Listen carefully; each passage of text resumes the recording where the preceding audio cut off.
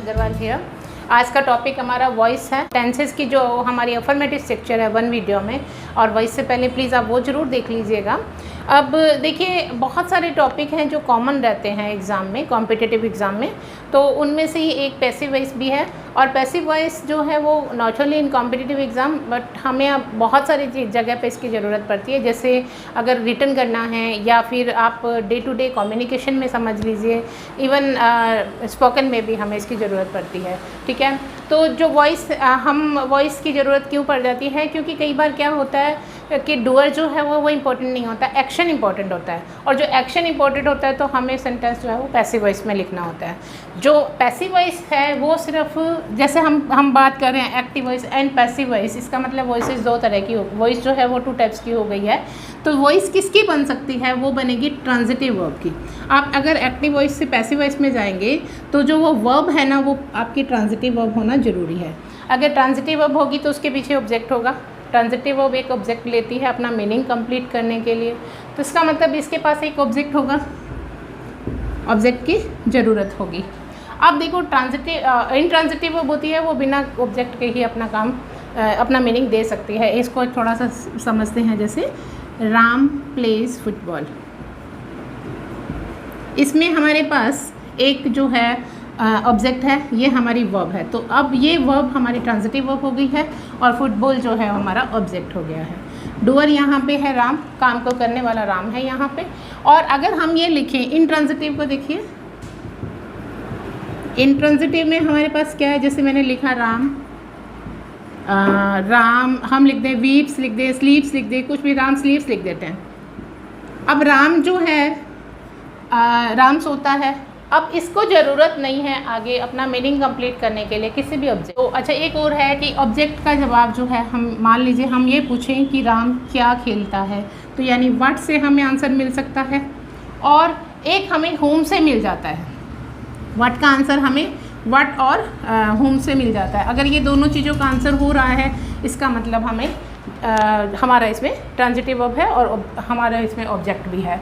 इसी से आप इसे बना सकते हो। अब देखो कि जैसा कि पैसिव वॉइस और एक्टिव वॉइस की बात कर रहे थे हम, इसमें क्या है कि राम एक्टिव है, राम ही इस काम को करने वाला है। हम इम्पोर्टेंस किससे दे रहे हैं, हम सब्जेक्ट को इम्पोर्टेंस दे रहे हैं। हम ये कह रहे हैं कि कौन खेलता है, राम खेलता है। हमारे फुटबॉल से इम्पोर्टेंट नहीं है कि फुटबॉल खेला जा रहा है, हम ये कह रहे हैं कि राम खेलता है। अगर हम इस सेंटेंस को ऐसे बना दें, football is played by Ram, football is played by Ram. अब यहाँ पे हमने इम्पोर्टेंस फुटबॉल को दे दी है। फुटबॉल इज़ प्लेड, अगर मान लीजिए इसको हम हटा देते हैं एक बार के लिए, हम इतना ही लिखें कि फुटबॉल इज़ प्लेड, फुटबॉल खेला जाता है। किसके द्वारा खेला जाता है हम मान लो नहीं बताना चाहते, तो इसका मतलब है कि एक्शन इम्पोर्टेंट है। अब एक और बात है, हमें जैसे ये सब्जेक्ट है और ये इस काम को करने वाला भी है, राम ही सब्जेक्ट है, राम ही खेलता है, इसका मतलब ये हमारा है एक्टिव वॉइस में। ठीक है, और अगर यहाँ क्योंकि ये सब्जेक्ट वाले पार्ट में हमारे पास फुटबॉल है और ये फुटबॉल अभी तो इसका सब्जेक्ट बना हुआ है, और लेकिन ये काम तो नहीं कर रहा है, काम तो राम के द्वारा हो, यहाँ पे राम का है, राम खेलता है। तो इसका मतलब ये हो गया कि जो सब्जेक्ट है वो इसका डूअर नहीं है, इसका मतलब ये पैसिव वॉइस हो गया। अब पैसिव वॉइस में हम क्यों लिखते हैं, जैसे कि हम बताना नहीं चाहते कि एक्शन इम्पोर्टेंट है, सब्जेक्ट इम्पोर्टेंट नहीं है। नंबर 2, अगर हमें पता ही नहीं है कि सब्जेक्ट कौन है, यानी काम को करने वाला कौन है। जैसे injured were taken to the hospital, घायलों को अस्पताल पहुंचाया गया, ले जाया गया, ज़रूरी नहीं है कौन लेकर गया, काम इम्पोर्टेंट था। ठीक है, तो उसमें भी हम बोलने में भी हम उसे मिस कर देते हैं कि सब्जेक्ट कौन है। तो पैसिव वॉइस जो है काफ़ी इम्पोर्टेंट टॉपिक है। अब इसे समझते हैं कि भाई इसको बनाने का तरीका क्या है। जैसे हम एक सेंटेंस लिखते हैं, द गार्डनर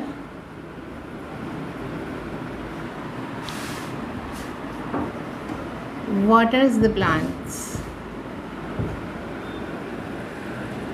अब इसे हमें पैसिव वॉइस में चेंज करना है। तो देखिए, ये हमारा सब्जेक्ट है और ये हमारा ऑब्जेक्ट है और ये हमारी एक वर्ब है।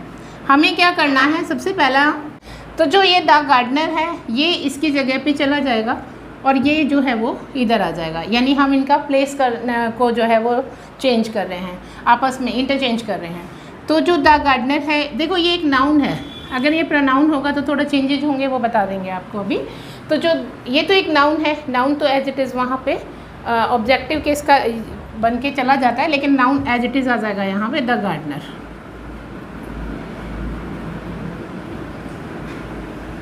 और ये जो द प्लांट्स है ये इधर आ जाएगा, ये भी एक नाउन है, ठीक है, द प्लांट्स।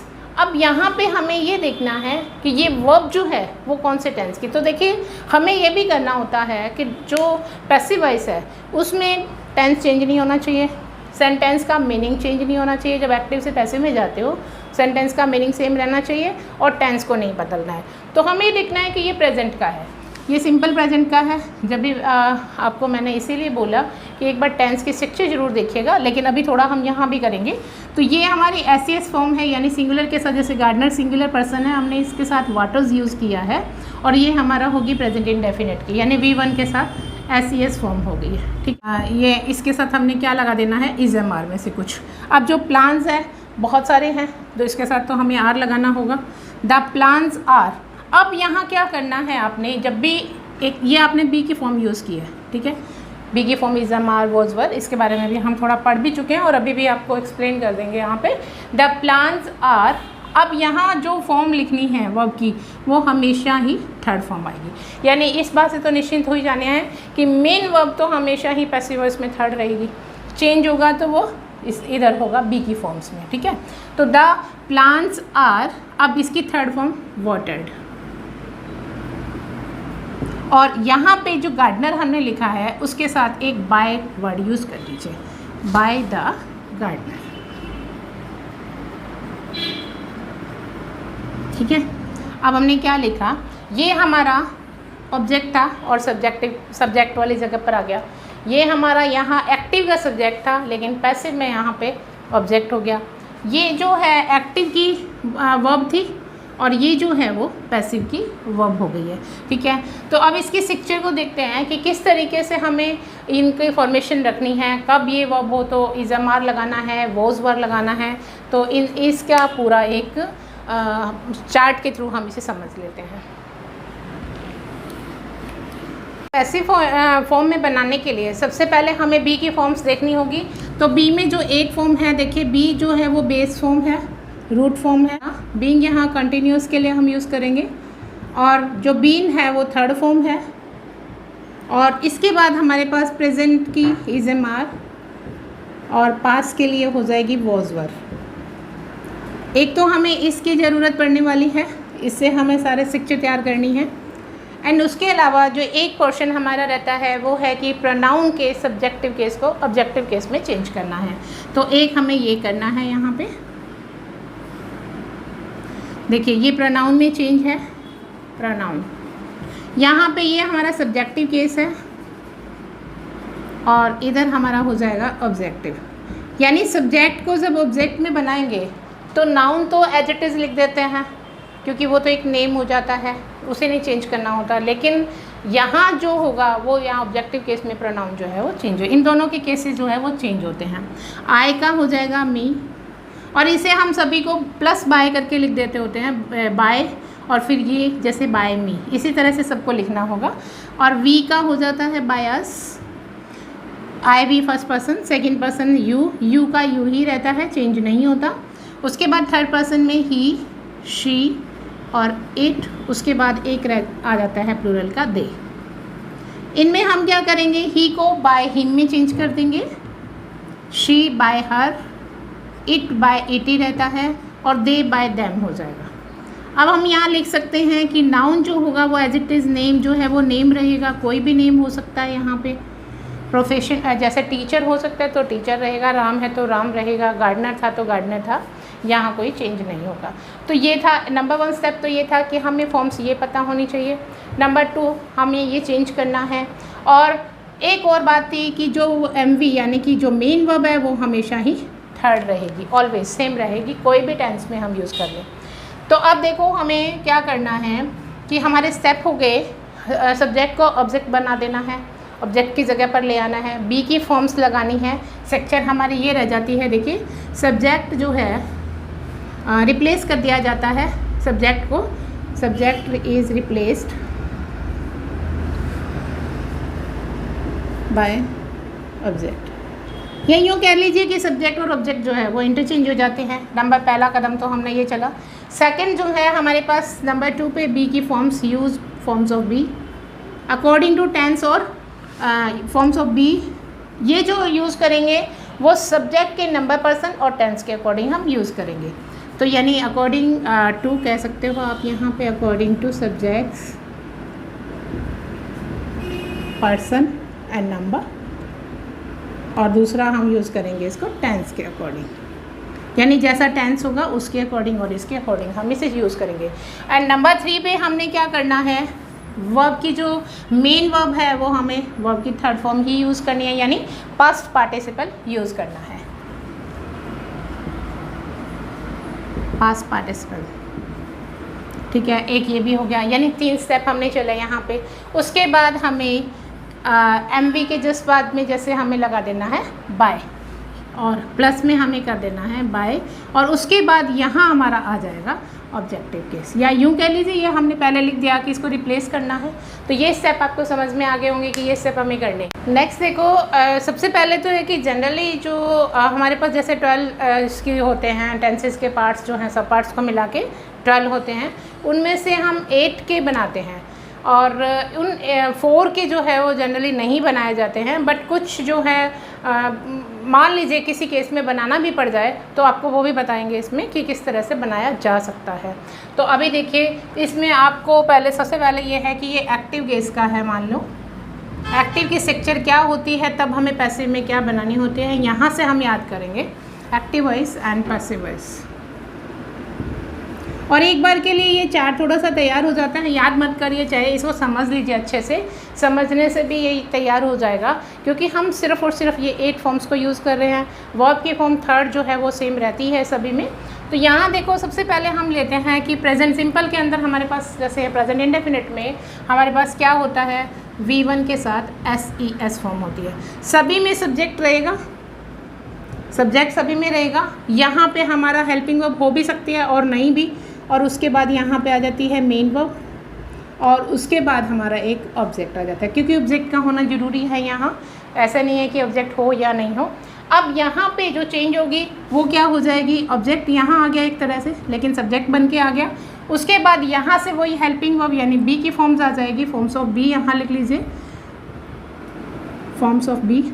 उसके बाद आ जाएगी यहाँ पे आपकी मेन वर्ब थर्ड, यानी सेम वही स्ट्रक्चर हमारी यहाँ है, और यहाँ पे आ जाएगा आपका ऑब्जेक्ट, यानी सब्जेक्टिव केस जो सब्जेक्ट वाला था वो ऑब्जेक्टिव केस में हमारे पास यहाँ आ जाएगा। अब देखो यहाँ सब्जेक्ट मैंने कहा सभी में होगा। अब वर्ब जो है यहाँ प्रेजेंट में हमारी इंडेफिनिट में V1 SES या फिर खाली V1 रहती है। तो ये स्ट्रक्चर जब होगी तो हमारे पास हमें यहाँ पैसिव इसमें क्या कर देना है, पैसिव की। अब इधर आइए, प्रेजेंट में जो है हमारे पास सिर्फ यही फॉर्म्स है, क्योंकि ये प्रेजेंट है, ये पास्ट है, और ये वर्ब की थर्ड यानी पास्ट पार्टिसिपल है, ये कंटिन्यूस है, और ये हमारी बेस फॉर्म है। हमें प्रेजेंट फॉर्म चाहिए। प्रेजेंट फॉर्म हमारी वर्ब की जो है वो है इज एम आर। अब यहाँ हमें लेना है इसमें से इज एम आर, तो ये इज एम आर और V3 तो रहनी है, यानी पास्ट पार्टिसिपल कह लीजिए चाहे या MV V3 कह लीजिए, मेन वर्ब थर्ड फॉर्म। इसे स्ट्रक्चर को आपको सिर्फ और सिर्फ इस तरीके से ही याद करना है। अगर वर्ब की फर्स्ट फॉर्म है इज एम आर लगा दीजिए, वर्ब की थर्ड फॉर्म लगानी ही लगानी है। उसके बाद इसको नेगेटिव में भी चेंज करना होता है, तो हमें लगाना होता है यहाँ डू या डज, और प्लस में यहाँ होता है नॉट। जब भी डू डज होगा तो हम ये नॉट हटा देते हैं, क्योंकि हमें इंटरोगेटिव करना है, तब भी हमें चेंज करना होगा, तो इन दोनों में हमें ये काम आ जाएगी। तो डू डज होगा तो भी हमें इज एम आर लगाना है, और यहाँ पे अब यहाँ समझ लीजिए कि अगर ये नोट है तो इसके जस्ट बाद नोट लगा दीजिए, और यहाँ पे MV3 लगा दीजिए। और अगर ये नोट नहीं है, इंटरोगेटिव में है, तो बस हमारी स्ट्रक्चर जो होती है इंटरोगेटिव की, तो थोड़ा ये बाहर आ जाती है हेल्पिंग वर्ब, और उसके साथ नोट नहीं होता है। ठीक है, उसके बाद आती है, ये तो होगी प्रेजेंट की, नेगेटिव की। पास में यानी प्रेजेंट पास इंडेफिनिट में ये V1 जो है वो V2 में चेंज हो जाती है, और एक ही स्ट्रक्चर रहती है हमारी। और अब V2 के साथ इधर हमें अगर नॉट लगाना होता है तो डिड प्लस नॉट होता है। और अब ये वर्ब की यहाँ फर्स्ट फॉर्म होती है, यहाँ भी हमारी बेस फॉर्म ही रहती है। आप लिखना चाहें तो यहाँ भी V1 होती है, तो ये भी V1 यानी ये भी बेस फॉर्म, ये भी बेस फॉर्म। अब यहाँ आके दोनों ही फॉर्म वहाँ V3 हो जाएगी। डूडल्स था, V1 थी, इज़मआर लगा दिया। अब V2 है और डिड है, डिड भी तो V2 ही है एक तरह से, पास्ट की फॉर्म है। अगर हम लोग डूडल्स की करते हैं तो ये सेकंड फॉर्म हो जाती है, डन थर्ड फॉर्म हो जाती है। लेकिन एज अ हेल्पिंग वर्ब करें तो ये प्रेजेंट है और ये पास्ट फॉर्म है। अब यहाँ देखिए इज़मआर, उधर पास्ट की कौन सी है, वॉज वर। तो अब क्या लगा दीजिए, इसके आगे आप लगा दीजिए वॉज वर। ये दोनों इसकी थी। वॉज वर के साथ आपको क्या लगाना है, पहले वाले में तो आप V3 लगाएंगे MV3, और नोट वाले के साथ वॉज वर के साथ आप बीच में क्या लगा दीजिए, नोट लगाकर V3। आई होप ये समझ में आ रहा है आपको। अब नेक्स्ट आता है आपका कॉन्टिन्यूस ले लेते हैं एक बार हम इन दोनों के ही। ये आपका हो गया प्रेजेंट इंडेफिनिट,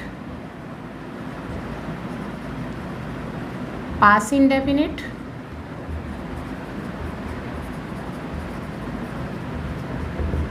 अब इन दोनों के कॉन्टिन्यूस फॉर्म में ले लेते हैं। कॉन्टिन्यूस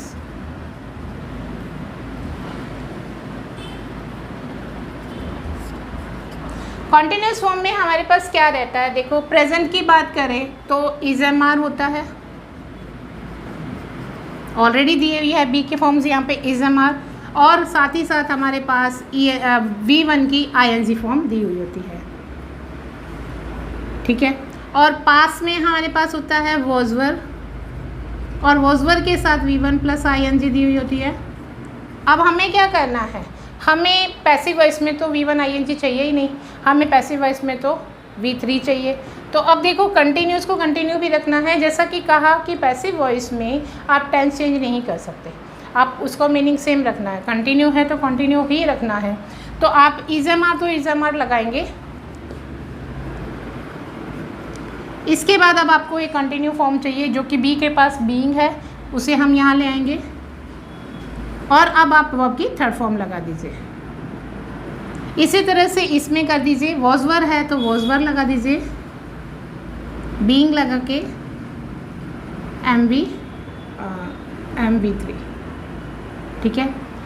देखो कॉन्टिन्यूस में हमने क्या किया, इज़मआर V1 ING, तो हमने इज़मआर के पास बाद कंटिन्यू करने के लिए बीइंग लगा दिया, यानी हमें ये पहचान हो जाती है कि ये प्रेजेंट कंटिन्यूस का है, ये पास्ट कंटिन्यूस का है, लेकिन ये पैसिव वॉइस का है, ठीक है। अब नेक्स्ट आइए परफेक्ट पे। परफेक्ट के हम तीनों ही कर रहे हैं। अभी हमने सिंपल जो फ्यूचर है उसकी अभी नहीं लिखी है, फ्यूचर कंटिन्यूस में होता ही नहीं है पैसिव। तो जो प्रेजेंट परफेक्ट है उसमें हमारे पास होता है हैज़ हैव, और इसमें क्या है कि V3 भी हमारे ऑलरेडी दी हुई होती है, हमें पहचानने की मतलब दिक्कत नहीं आती है कि V3 कौन सी होगी इसकी, इसमें तो हमें याद करनी पड़ती है, इसमें हमारी ऑलरेडी दी हुई होती है। हैड के साथ भी हमारी दी हुई होती है, हैड प्लस V3।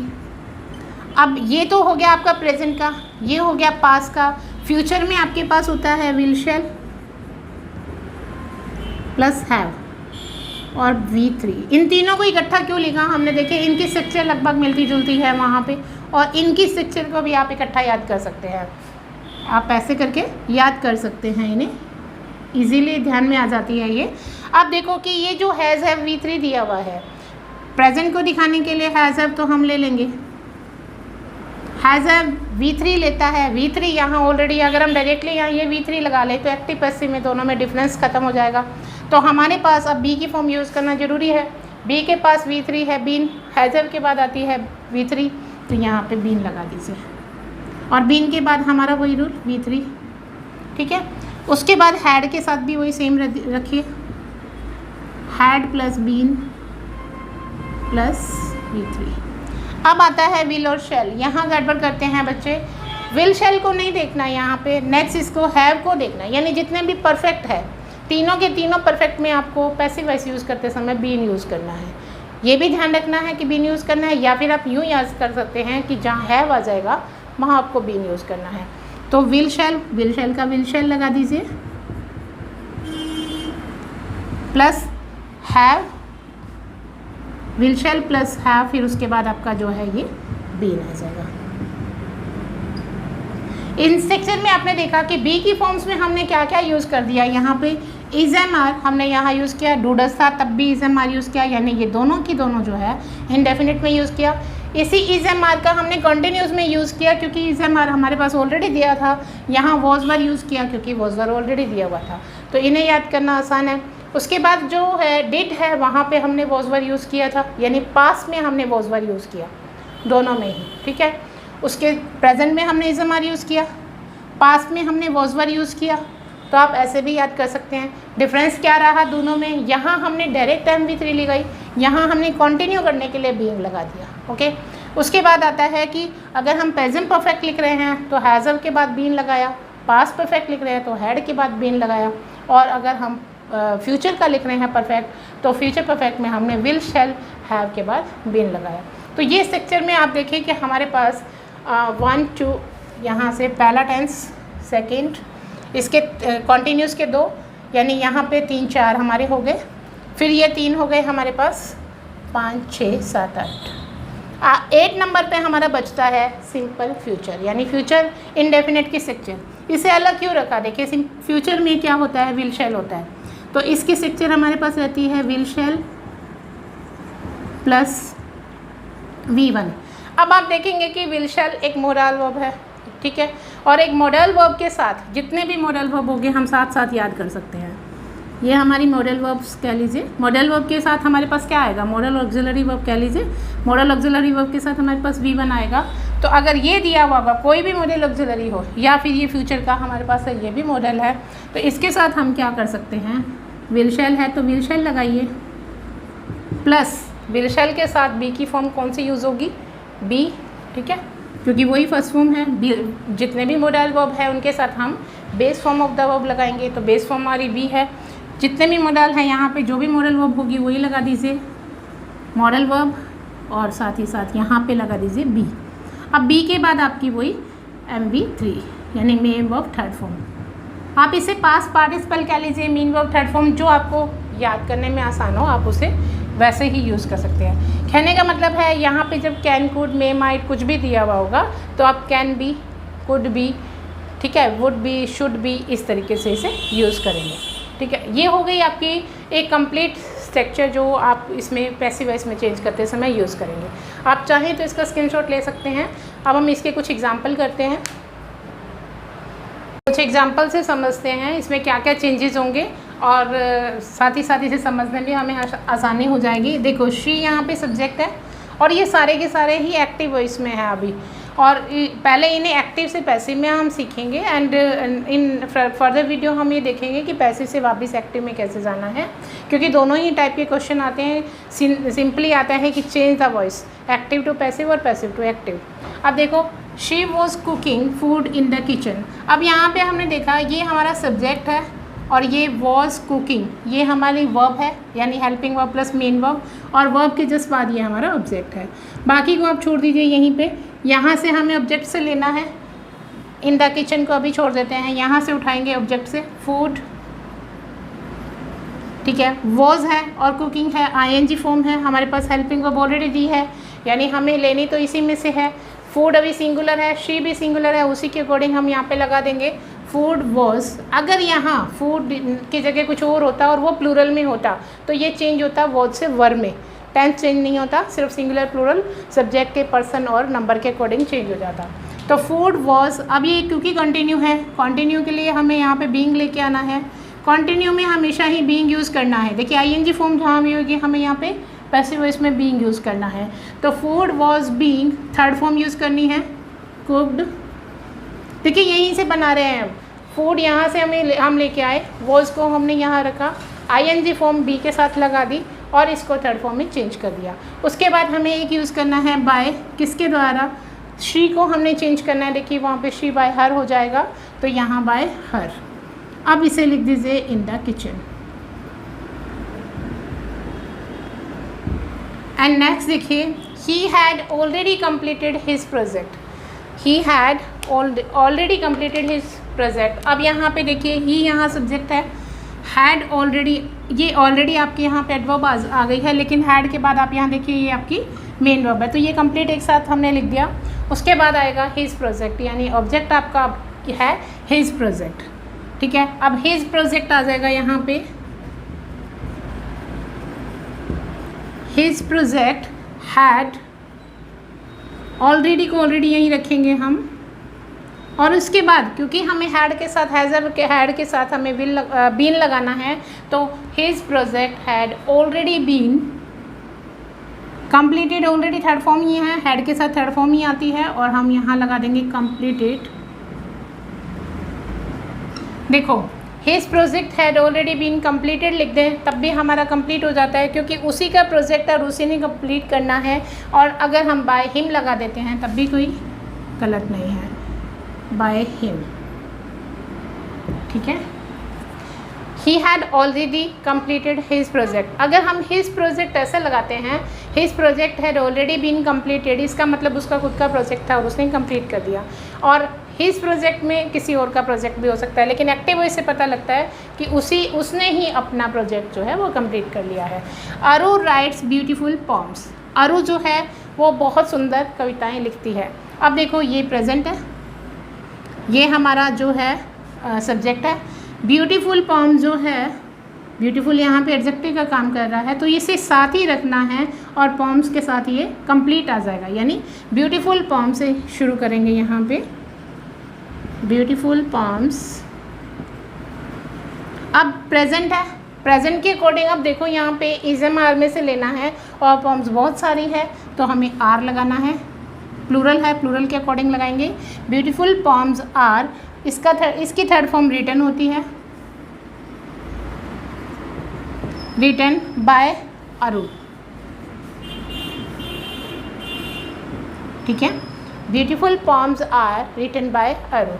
अब है द पोस्टमैन यहाँ पे, और इधर देखिए विल डिलीवर, यहाँ आपकी main helping verb, modal verb and यहाँ पे आपका ये जो है मेन वर्ब है, उसके बाद ये ऑब्जेक्ट है, तो द लेटर्स को आगे ले आएंगे।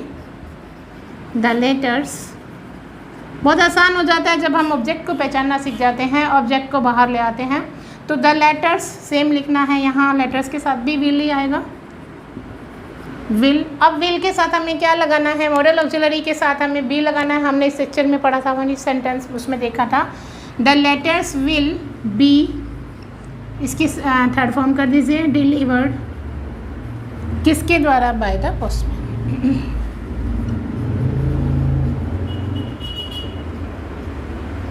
By the postman. उसके बाद है पीपल स्पीक, ये काफ़ी बार आया भी हुआ एग्ज़ाम में भी। People speak English all over the world. देखो यहाँ पे पीपल, यहाँ हमारा सब्जेक्ट है, वर्ब, ये वर्ब है और ये हमारा ऑब्जेक्ट हो गया, इसे यही रहने दीजिए। ऑब्जेक्ट को बाहर लाइए, इंग्लिश। अब स्पीक जो है वर्ब की फर्स्ट फॉर्म है, इज, इंग्लिश तो सिंगुलर है, इज लगा दीजिए, और इसकी थर्ड फॉर्म होती है स्पीक, स्पोक, स्पोकन, तो स्पोकन। अब देखो जब ये पीपल आता है और पीपल इन जनरल है, यहाँ पे अननेसेसरी डूअर है, और आगे हम ऐसे सेंटेंसेस में देखेंगे कहाँ कहाँ अननेसेसरी डूअर को छोड़ दिया जाता है, जैसे समवन आता है, नो वन आता है, या वन आता है ओनली। तो इन जनरल जब भी होता है तो इसे हम छोड़ देते हैं, आगे लगाने की ज़रूरत नहीं होती है। इंग्लिश इज स्पोकन, आप बाय पीपल की जगह आप सीधा लिख सकते हैं आगे all over the world, all over the world. Okay, next है आई मस्ट, ये आपकी मॉडल वर्ब है अगेन, और हेल्प जो है आपकी बेस फॉर्म है। तो I must help the poor आपका ऑब्जेक्ट है यहाँ पे, तो द पुअर, मस्ट को मस्ट रखना है। मस्ट के बाद क्योंकि ये मॉडल वर्ब है, बी आएगा, और इसकी थर्ड फॉर्म होती है helped by me. The poor must be helped by me. तो आपको ये क्लियर है कि किस तरह से हमने इन्हें चेंज किया है। कुछ और एग्जाम्पल से समझ लेते हैं। सम अदर एग्जाम्पल्स, देखो ही ब्रॉक दिस ग्लास, ब्रॉक जो है वो V2 है, ब्रेक, ब्रॉक, ब्रोकन। V2 के हिसाब से हमें लगाना है। देखो यहाँ ये ऑब्जेक्ट हो गया दिस ग्लास, ये कंप्लीट हमारा यहाँ आएगा, तो दिस ग्लास अब ब्रॉक जो V2 है, V2 के अकॉर्डिंग वॉज वर्ब लगाना है। This glass was singular, glass एक ही है तो सिंगुलर लगा देंगे। दिस ग्लास वॉज, इसकी थर्ड फॉर्म होती है ब्रोकन, और बाय ही का हो जाएगा बाय हिम। तो this glass was broken by him. Have you, अब यहाँ देखिए ये क्वेश्चन मार्क है, यानी ये हेल्पिंग वर्ब से शुरू होने वाला क्वेश्चन है और हैव जो है वो बाहर आ गया। अब यहाँ पे ध्यान देने वाली चीज़ ये है कि जैसे बोला आपको कि सब्जेक्ट के पर्सन के अकॉर्डिंग, यानी कि अगर ये हमारा यहाँ पे सब्जेक्ट है तो इसके अकॉर्डिंग ये हमारी हेल्पिंग वर्ब आई है। लेकिन अभी पैसिव वॉइस में हम इसे सब्जेक्ट बनाकर बाहर लेकर आ रहे हैं तो द प्राइस आ जाएगा, है ना। लेकिन इसको क्वेश्चन मार्क को क्वेश्चन मार्क ही रखना है, तो द प्राइस के अकॉर्डिंगली आपको हैव को हैज़ करना होगा। अब आपका ये आपका एक सब्जेक्ट है, या यहाँ इसके अकॉर्डिंग आपको लगाना पड़ेगा। क्वेश्चन है तो क्वेश्चन ही रखना है, चेंज नहीं करना। इंटरोगेटिव सेंटेंस इंटरोगेटिव में रहेगा, आप कोई चेंज नहीं कर सकते। तो हैज़ द प्राइस, ये तो दोनों हमने चेंज करना, बाय यू तो वहाँ चला जाएगा, तो हैज़ द प्राइस। अब यहाँ पे हमें क्या लगाना है, हैज़ के अकॉर्डिंग बीन, तो हैज़ द प्राइस बीन, ये वर्ब की थर्ड फॉर्म है, हैव के साथ ऑलरेडी थर्ड आती है, वन बाय यू। एक बार फिर से समझ लीजिए इसे। क्वेश्चन है, क्वेश्चन को क्वेश्चन रखना है। हैव आया था यू के अकॉर्डिंग, लेकिन हमें ऑब्जेक्ट को यहाँ सब्जेक्ट की जगह पर लेकर आना है। सब्जेक्ट के अकॉर्डिंग अब हमें यहाँ पे हैज़ में से कुछ लगाना है। द प्राइस के अकॉर्डिंग हैज़ आता है तो हैज़ द प्राइस, ठीक है। और हैज़ के साथ हम पैसिव वॉइस में बीन लगाते हैं, तो ये तो हो गया बीन। उसके बाद वर्ब की थर्ड फॉर्म और उसके बाद आप क्या, बाय यू। नेक्स्ट देखिए, अब ये नेगेटिव में है, they do not sell good books. तो यहाँ पे देखेंगे कि दे को तो हम बाय देम में पीछे लेके जाएंगे, ये डू नॉट है, यहाँ से सेल जो है मेन वर्ब है हमारी, और उसके बाद गुड बुक्स हमारा ऑब्जेक्ट है। तो गुड बुक्स को बाहर ले आइए, गुड बुक्स प्लूरल है। डू नॉट हटाना होता है, और डू नॉट किसका है, डू डज हटा के हमें इज़-एम-आर लगाना होता है। गुड बुक्स के अकॉर्डिंग आर आ जाएगा, तो गुड बुक्स आर, डू हट गया, डू जो है, डू डज डिड जो है वो पैसिव वॉइस में नहीं आएंगे। तो good books are not, sell की third form, second and third form sold होती है, सेल सोल्ड सोल्ड, तो थर्ड फॉर्म होगी सोल्ड। देखो, good books are not sold by them, ठीक है। नेक्स्ट है डिड। डिड यहाँ पे पहले आ गया है और इंटरोगेटिव बन गया है ये।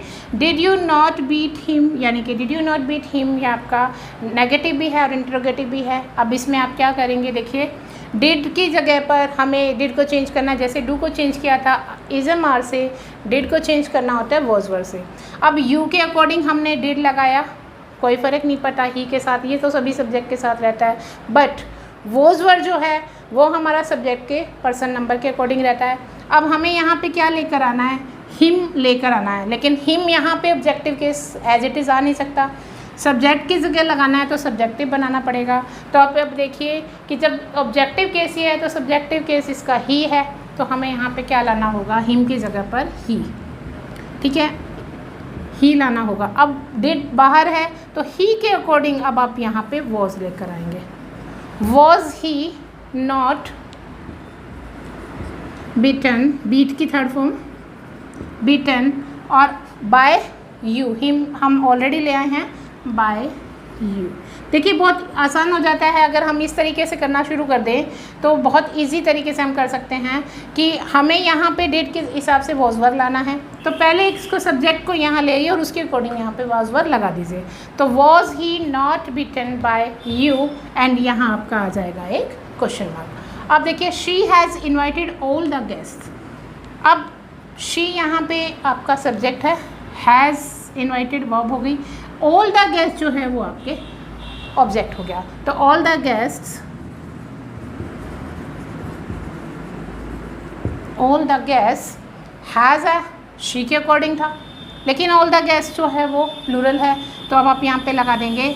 हैज़ है को आपस में चेंज कर सकते हैं, दोनों ही प्रेजेंट के हैं, तो ऑल द गेस्ट हैव के अकॉर्डिंग लगाना होगा बीन, हैव बीन इन्वाइटेड,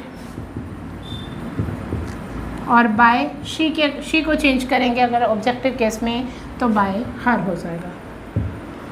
फिर से देख लीजिए, कि यहाँ पे V2 था, V2 के अकॉर्डिंग वॉज वर्ब लगाया, ग्लास सिंगुलर था, was broken by him. Have you question mark में था, इसके अकॉर्डिंग हैव था लेकिन द प्राइस के अकॉर्डिंग हैज़ आ गया, और हैज़ के साथ बीन आता है, वर्ब की थर्ड फॉर्म है, और बाय यू है। उसके बाद डू नॉट था, डू नॉट जो है वो इज एम आर में चेंज होता है।